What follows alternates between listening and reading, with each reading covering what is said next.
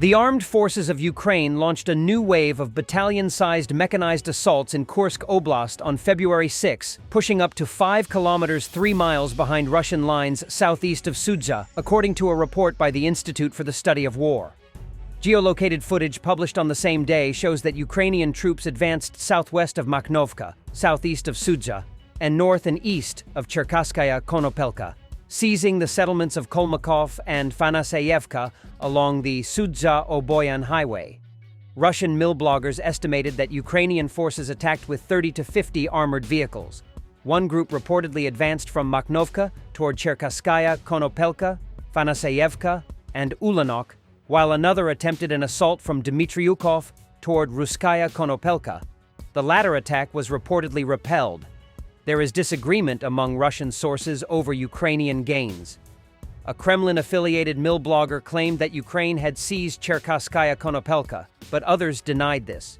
Some reports suggested Ukrainian forces broke through to or even seized Ulanok, though this claim is also disputed. ISW has not yet verified geolocated evidence of Ukrainian forces operating in Ulanok. The Russian Telegram channel Zapisky Veterana, Veterans Notes, reported after 9 p.m. on Thursday that Ukrainian troops had engaged in intense battles for the settlements of Cherkasskaya Konopelka and Fanaseyevka. According to the channel, fierce fighting was ongoing in the area, with Ukrainian forces launching 6 attacks in this sector on Thursday. Later, Zapisky Veterana warned that the situation on the Kursk front could deteriorate significantly, alleging that the Ukrainian armed forces were moving significant reinforcements towards Sudzha.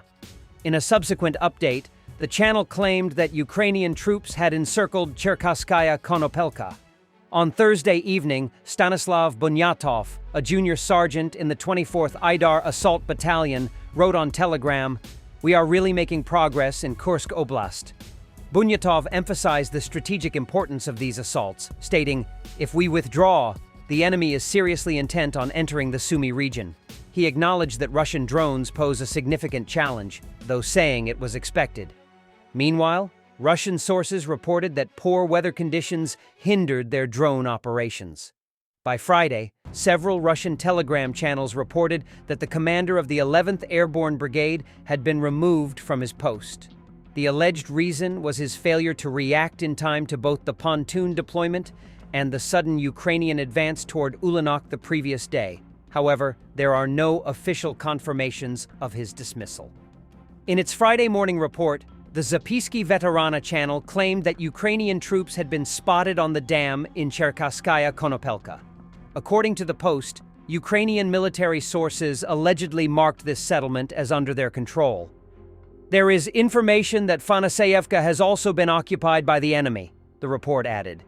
Meanwhile, the war correspondents of the Russian Spring Telegram channel published a summary, stating that after the Thursday offensive on Ulanok, Ukrainian forces had suffered heavy losses in armored vehicles, but had still managed to land a significant force.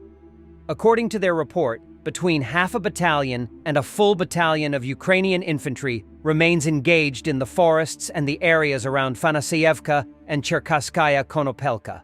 Reports from the field indicate that fighting has continued since last night and into the morning in the areas around Cherkasskaya Konopelka and Fanaseyevka, where the Ukrainian armed forces have managed to secure several positions, the channel wrote. However, according to an ISW report, some Russian mill bloggers voiced concerns that continued Ukrainian advances in Kursk Oblast could threaten Russian supply lines and rear positions south of Sudzha, particularly around Guyevo, where Russian forces are currently engaged. Russian leader Vladimir Putin praised elite airborne forces and naval infantry units defending in Kursk Oblast, highlighting that the Ukrainian incursion has tied up a full combined arms army's worth of Russian troops in the region for over 6 months. Vladimir Putin admitted the situation there was very difficult as he met with regional governors. However, ISW outlines that this prolonged deployment has prevented Russia from redeploying these elite units to high-priority fronts, such as the Donetsk region.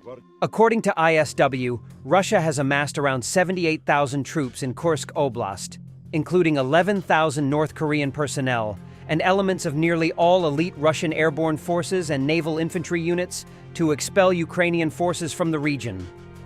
Despite this, Putin has yet to prioritize fully reclaiming Kursk Oblast, instead focusing on slow advances in Donetsk. ISW suggests that this delayed response is fueling domestic discontent as Ukrainian forces continue to hold ground in Russian border areas. And we have a footage of a HIMARS strikes on Russian military base and headquarters in Kursk region.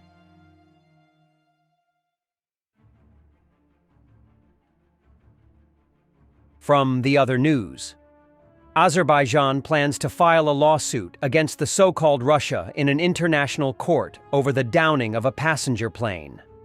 Local media report this, but it remains unclear which court will handle the case. Additionally, Azerbaijan has informed Russia of its plans to shut down the Russian House, the headquarters of Rosotrudnichestvo, in the country. Meanwhile, Russians are calling for repressive measures against Azerbaijanis. Now is an excellent time to liquidate the Aliyev diaspora in Russia, namely, to deprive them of their business. Simply take away their business. Find a pretext for this and take away their large assets. Those who have obtained Russian citizenship should be put on the military register and sent to the front. If they refuse, deprive them of citizenship. Those who do not have a Russian passport, thoroughly check whether their stay in Russia is legal. If there are no grounds, deport them. Establish a visa regime with Azerbaijan. It is time to respond from the position of power and not of being a tolerant. For 3 years, one thing has long been learned, that kindness is perceived as weakness. It is time to respond firmly. A Russian woman filmed a video in the city hospital of Temryuk, Kuban region of Russia. The level of devastation shown in it is impressive. A portal to the Middle Ages. It seems that even the Soviet power has not reached here, not to mention the 21st century. When I go down there to the toilet, I think that a maniac will stab me there. It's scary, like in a horror movie. Commenters and patients share their impressions. An Iskander missile that Russia used on Ukrainian Izium 2 days ago, killing 6 people and injuring 57 more, costs about $3 million. That amount would be enough to fix all the problems in that hospital. But Russia prefers spending all these millions on killing Ukrainians. 25 год, 4 февраля, Рюкская, 25 клиника на Каманской среде.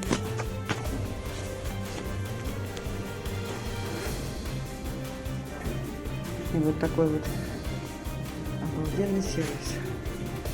Туалет в подвале.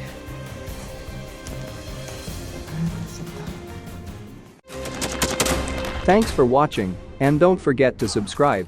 Also, if you want to support Warthog Defense, please become our member and get early access to new videos, exclusive members-only videos, and become administrator in comment section. The membership link is in the description. Rescues every day. We had a guy last week, it's 6 rescues in 6 days. You know, he's doing the job every day.